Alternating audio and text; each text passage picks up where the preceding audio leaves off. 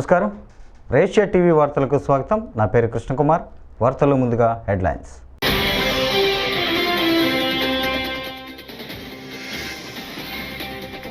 వివిధ శాఖలపై ముఖ్యమంత్రి చంద్రబాబు సమీక్ష. ఇప్పటికే పలు శాఖలకు సంబంధించి శ్వేతపత్రాల విడుదల.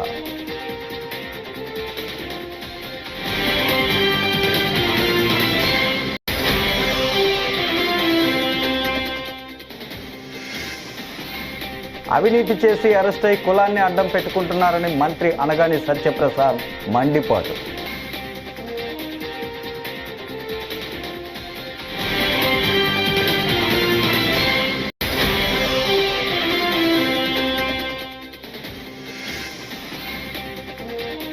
హామీలు అమలు చేయకుండా చంద్రబాబు ప్రజలను మోసం చేస్తున్నాడని జగన్ వ్యాఖ్యలు.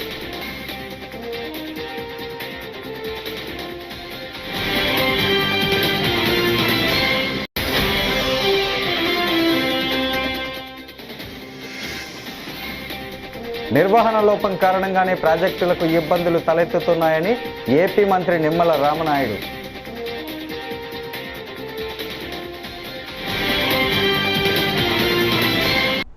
ఇక డీటెయిల్స్ చూస్తే, ఏపీలో అధికారంలోకి వచ్చాక రాష్ట్ర అభివృద్ధి ధ్యేయంగా ముఖ్యమంత్రి చంద్రబాబు నాయుడు ముందుకు దూసుకెళ్తున్నారు. సీఎంగా బాధ్యతలు చేపట్టినప్పటి నుంచి పలు శాఖలపై చంద్రబాబు దృష్టి సారించారు. గత వైసీపీ పాలనలో ఆయా శాఖల్లో జరిగిన అవినీతి అక్రమాలను ప్రజలకు చూపించేందుకు ప్రయత్నిస్తున్నారు. ఇప్పటికే పలు శాఖలకు సంబంధించి శ్వేతపత్రాలను విడుదల చేశారు. అలాగే అనేక శాఖల్లో పరిస్థితి ఎలా ఉందనే దానిపై సమీక్షా సమావేశాలు నిర్వహించారు. తాజాగా ఈరోజు వివిధ శాఖలపై ముఖ్యమంత్రి చంద్రబాబు సమీక్ష జరపనున్నారు.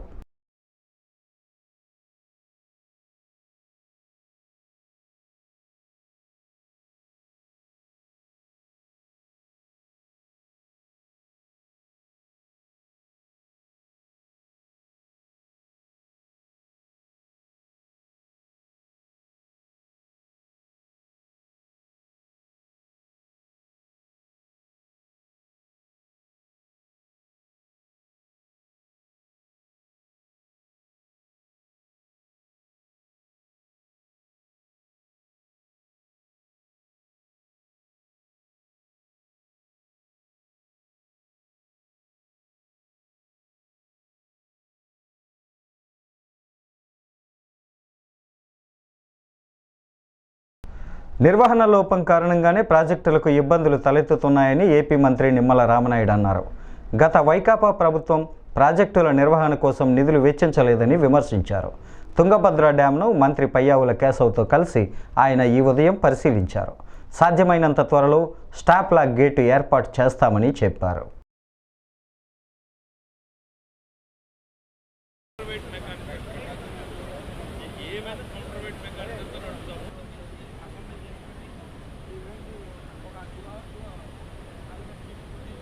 ఈ యొక్క 19వ గేట్ ఏదైతే కొట్టుకుపోయినటువంటి పరిస్థితుల్లో మరి ఇది పురాతనమైనటువంటి అంటే దగ్గర 70 సంవత్సరాల ప్రాజెక్టు కావడం వల్ల ఏదైతే ఆ గేటుకి సంబంధించి 45 సంవత్సరాలే దాని లైఫ్, బట్ ఇది 70 ఇయర్స్ అవడం వల్ల మరి ఆ ప్రాబ్లం వచ్చింది అనేది ప్రాథమికంగా కొంత చెప్తున్నటువంటి పరిస్థితి. ఏదైతే ఆ గేట్ స్థానంలో కూడా మరి పర్టికులర్గా స్టాప్ లాక్ గేట్ ఏదైతే ఉందో మరి అవి ఈ ప్రాజెక్టుకి లేకపోవడం వల్ల తాత్కాలికంగా మరమ్మతులు చేసుకోవడానికి కానీ తాత్కాలిక నీటి నిలుపుదల చేసుకునే అవకాశం లేనిటువంటి స్థితిలో ఏదైతే చంద్రబాబు నాయుడు గారు కూడా స్పందించి కన్నం నాయుడు గారు ఎవరైతే ఈ యొక్క గేట్ల అమరికలో నిర్మాణంలో అత్యంత కీలకంగా ఉన్నటువంటి వ్యక్తిని ఆయన హైదరాబాద్లో ఉంటే మరి ఆయన కంటికి చికిత్స చేయించుకున్నా కూడా మరి స్పెషల్ ఫ్లైట్ కూడా అరేంజ్ చేసుకుని ఈయన ఇక్కడ పంపించి అంటే మా పోలవరం ప్రాజెక్ట్ గేట్ల అమరికలో కూడా ఆయనకి బాగా సమర్థత ఉన్నటువంటి వ్యక్తి. ఆయన యొక్క సారథ్యంలో ఇమ్మీడియట్లీ, ఎందుకంటే ఏదైతే గేట్ని మనం పునర్నిర్మాణం చేసే ఆలోచనతో ఉన్నప్పుడు పూర్తి స్థాయిలో నీరు తగ్గిస్తాయి. అంటే ప్రజెంట్ 104 టీఎంసీలు నీరు ఉంది. మరి కొత్త గేట్ని మళ్ళీ ఆ స్టాప్ లాక్ గేట్ని మనం ఏర్పాటు చేసుకుంటే రాష్ట్రంలోని కూటమి ప్రభుత్వం ప్రతి అడుగులో కూడా మోసమే కనిపిస్తోందని వైఎస్ఆర్సీపీ అధ్యక్షుడు మాజీ ముఖ్యమంత్రి వైఎస్ జగన్మోహన్ రెడ్డి పేర్కొన్నారు. మాడుగుల నియోజకవర్గం ఎంపీటీసీలు జెడ్పీటీసీలతో తాడేపల్లిలోని తన క్యాంపు కార్యాలయంలో వైఎస్ జగన్మోహన్ రెడ్డి సమావేశమయ్యారు. ఈ సందర్భంగా ఆయన మాట్లాడారు.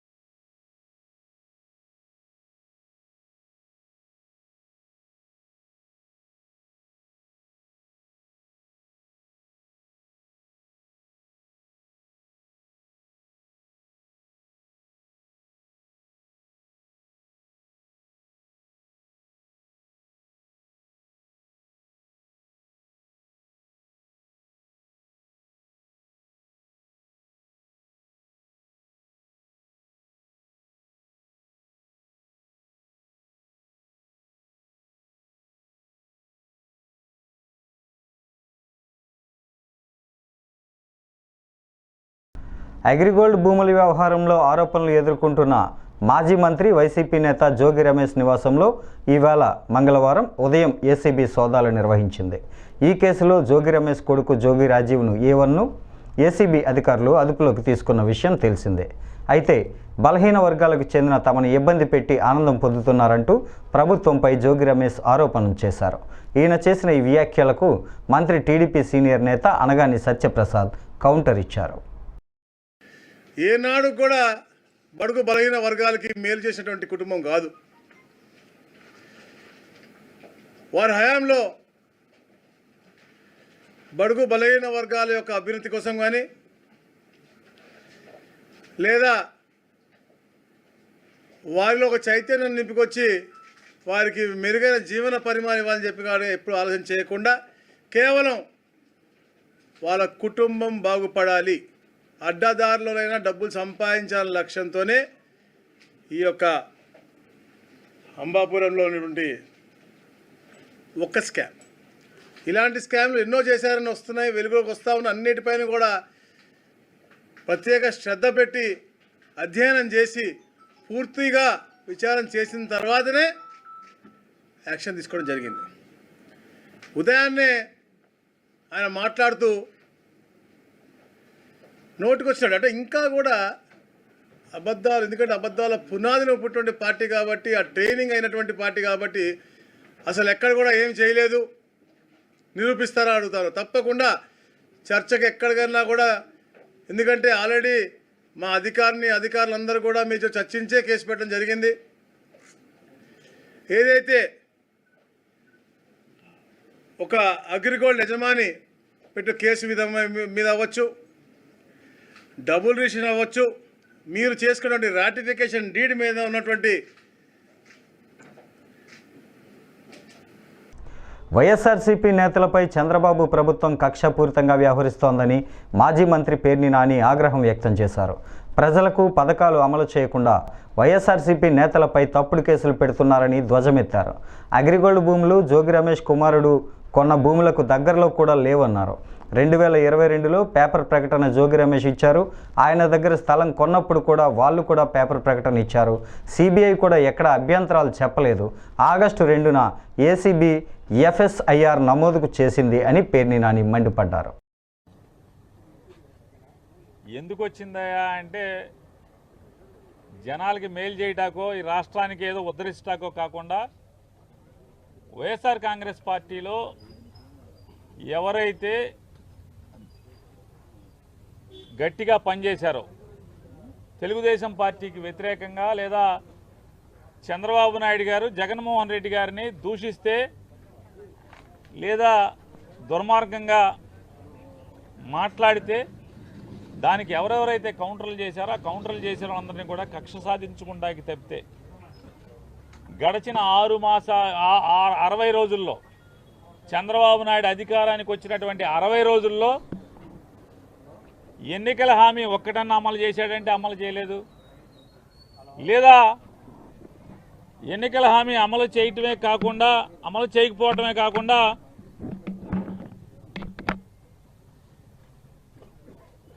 ఓ మంచి కార్యక్రమం అన్నా చేశారా అంటే ఈ రాష్ట్రాన్ని ఉద్ధరించేదానికి ఒక్కటి చేయకపోగా అన్నీ ఎఫ్ఐఆర్లు కడతాం, తప్పుడు కేసులు కడతాం, దొంగ కేసులు కడతాం. ఏదో రకంగా వైఎస్ఆర్ కాంగ్రెస్ పార్టీలో ఇటువంటి జెండా మోసే చిన్న కార్యకర్త దగ్గర నుంచి మాజీ మంత్రుల వరకు అందరినీ కూడా భయభ్రాంతులను చేసి ఎవరు కూడా పార్టీ పరంగా బయటికి రాకూడదు, తద్వారా రాజకీయ లబ్ధి పొంది దీర్ఘకాలం తన కొడుకు ఈ రాష్ట్రాన్ని అధికారాన్ని అనుభవించే కుట్రలో భాగమే ఇవాళ జోగి రమేష్ గారి కుమారుడిని కేసులో ఇరికించడం. అంటే ఏం తప్పు జరిగిందని చెప్పని అగ్రిగోల్డ్ ఆస్తులు ఏ ఆస్తులు ఉన్నాయో అవన్నీ కూడా జీవోలు ఇవ్వడం జరిగింది. తిరుమల శ్రీవారిని సినీ నటి జాన్వీ కపూర్ దర్శించుకున్నారు. మంగళవారం VIP ప్రారంభ విరామ దర్శన సమయంలో ఆమె స్వామివారి సేవలో పాల్గొన్నారు. టీటీడీ అధికారులు జాన్వీకి స్వాగతం పలికి దర్శన ఏర్పాట్లు చేశారు. దర్శనం అనంతరం జాన్వీ రంగనాయకుల మండపంలో పండితుల ఆశీర్వచనం చేసి స్వామివారి తీర్థప్రసాదాలను అందజేశారు. మేడం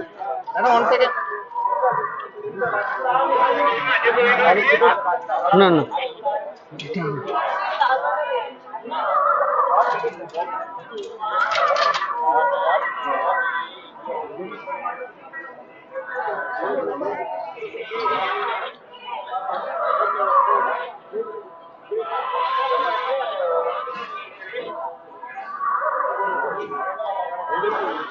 మేడం మేడం మెల్లగా రండి మేడం.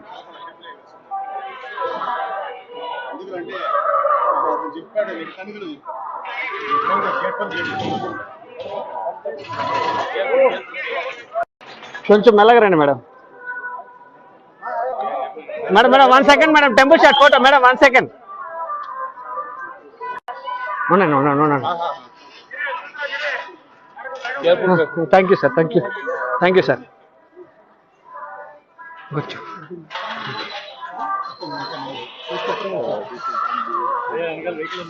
चलो चलो चलो चलो गाड़ी गाड़ी गाड़ी गाड़ी आता है ना?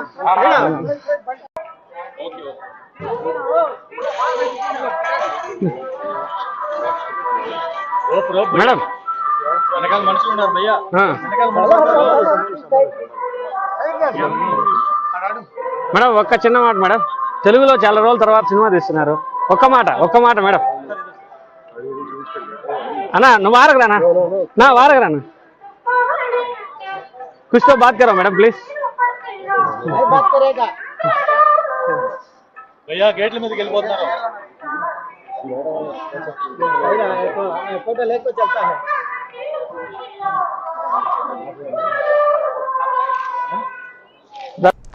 రేణిగుంట విమానాశ్రయం చేరుకున్న డిప్యూటీ సీఎం పంచాయతీరాజ్ అటవీ సైన్స్ అండ్ టెక్నాలజీ శాఖ మంత్రి కొణిదెల పవన్ కళ్యాణ్కు మంగళవారం ఉదయం ఘన స్వాగతం లభించింది. ఉప ముఖ్యమంత్రికి JC Shubham Bansal, municipal commissioner Tirupati Narapureddy Maurya, Tirupati MLA Arani Srinivasulu, ఆర్డీఓలు నిశాంత్ రెడ్డి, రవిశంకర్ రెడ్డి, ఎస్డీసీ ప్రోటోకాల్ చంద్రశేఖర్ తదితరులు స్వాగతం పలికిన వారిలో ఉన్నారు.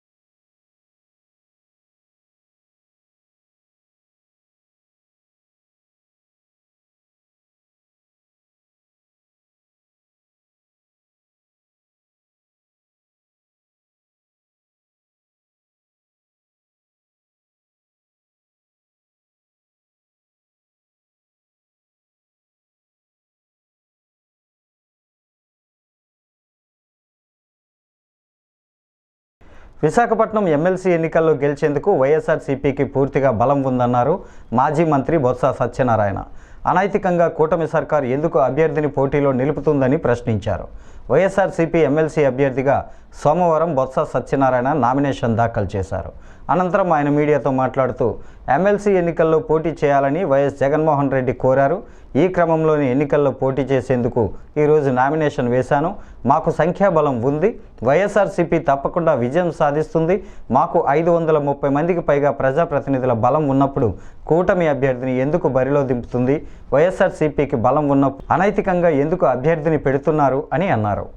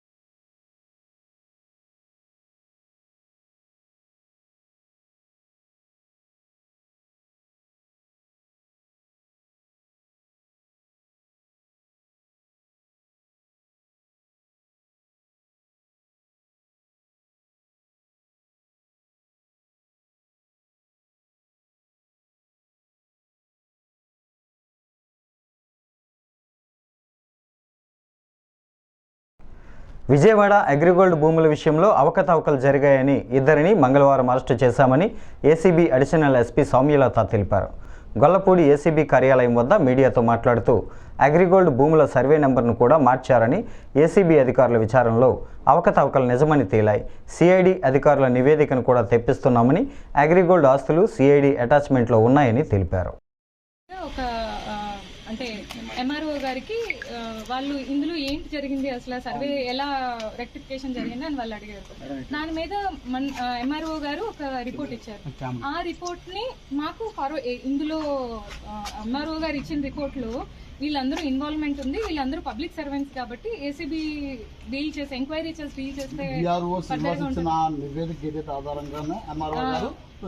సబ్మిట్ చేశారు. ఆ రిపోర్ట్ మీద డీజీ గారు మాకు ఫర్దర్ గా ఎంక్వైరీ కండక్ట్ చేసి దీని మీద ప్రొసీడ్ అవ్వమని మాకు పంపించడం జరిగింది.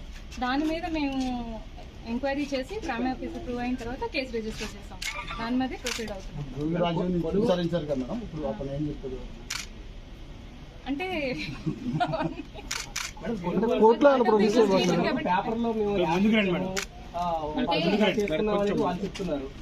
అంటే ఒకటి కొనుగోలు చేసుకున్నప్పుడు మేము యాడ్ ఇచ్చామంటే ఇప్పుడు మేము 88 కొనుగోలు చేసుకున్నాము. 87 రెక్టిఫికేషన్. యాక్చువల్గా 87 అనేది అన్డివైడెడ్ అంటే అన్షెడ్యూల్డ్ ప్రాపర్టీ, అంటే దాన్ని ఎలాంటి సబ్ డివిజన్లు జరగలేదు కాబట్టి అందులో చాలా మంది ఉన్నారు.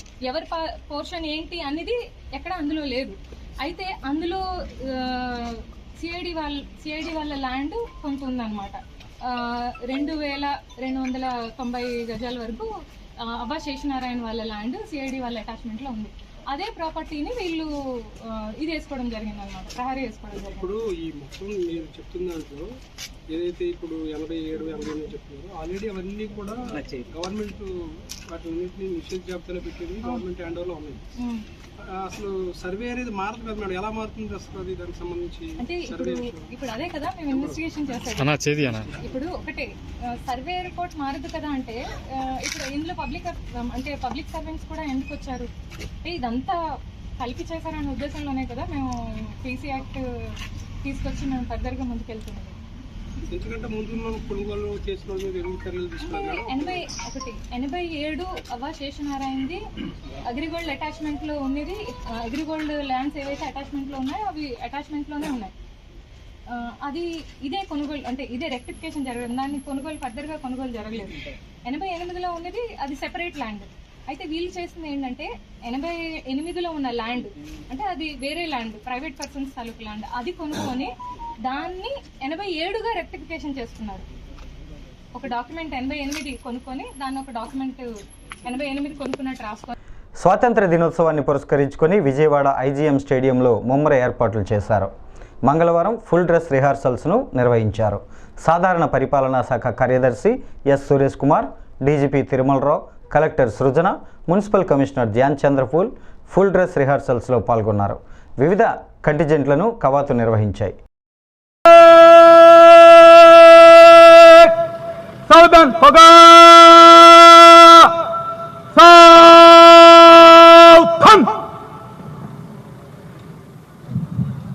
After reviewing all the contingents and greeting all the people, today's Chief Guest and Honorable Chief Minister of Andhra Pradesh, Sri Nara Chandrababu Naidu Garu, has written to the saluting diners. వివిధ కంటింజెంట్లను పరిశీలించి ప్రేక్షకుల అభివాదానికి చిరునవ్వుతో ప్రత్యభివాదమిచ్చిన అనంతరం ఈనాటి కార్యక్రమ ముఖ్య అతిథి గౌరవనీయులు ఆంధ్రప్రదేశ్ రాష్ట్ర ముఖ్యమంత్రి వర్యులు శ్రీ నారా చంద్రబాబు నాయుడు గారు సెల్యూటింగ్ డయాస్ వద్దకు విచ్చేశారు.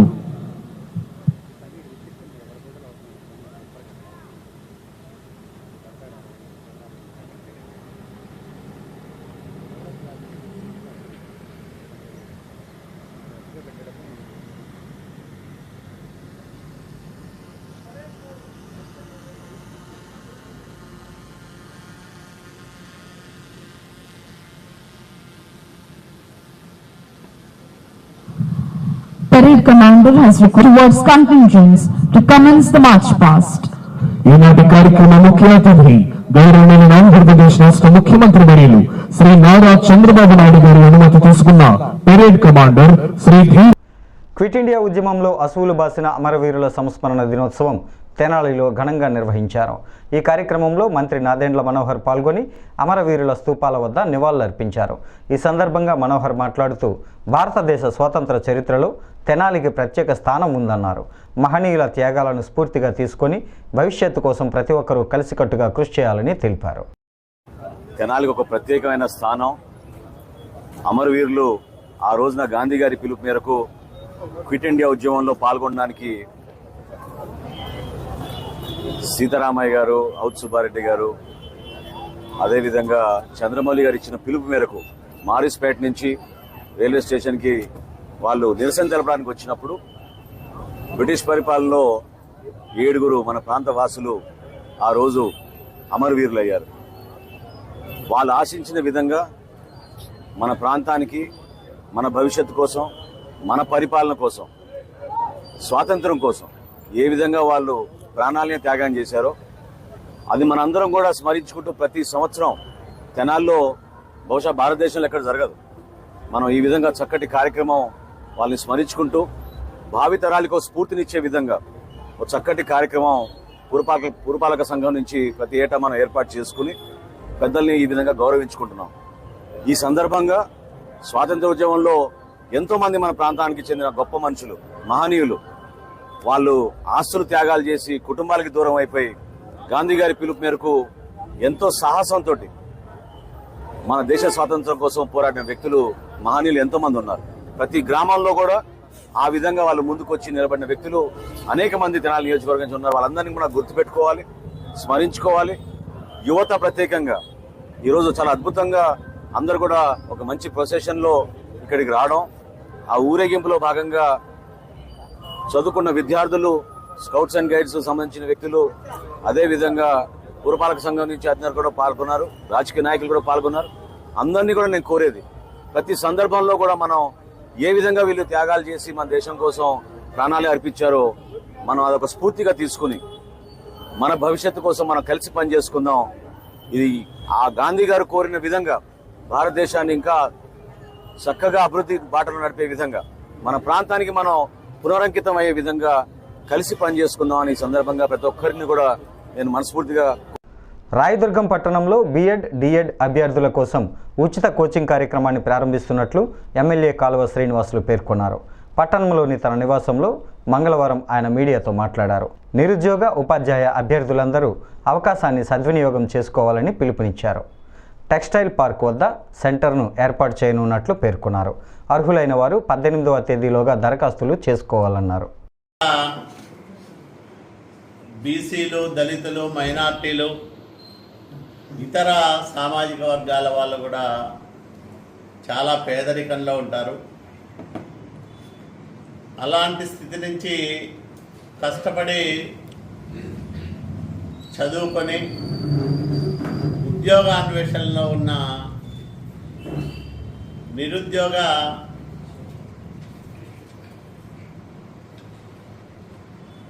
టీచరు అభ్యర్థులకు ఈ నెల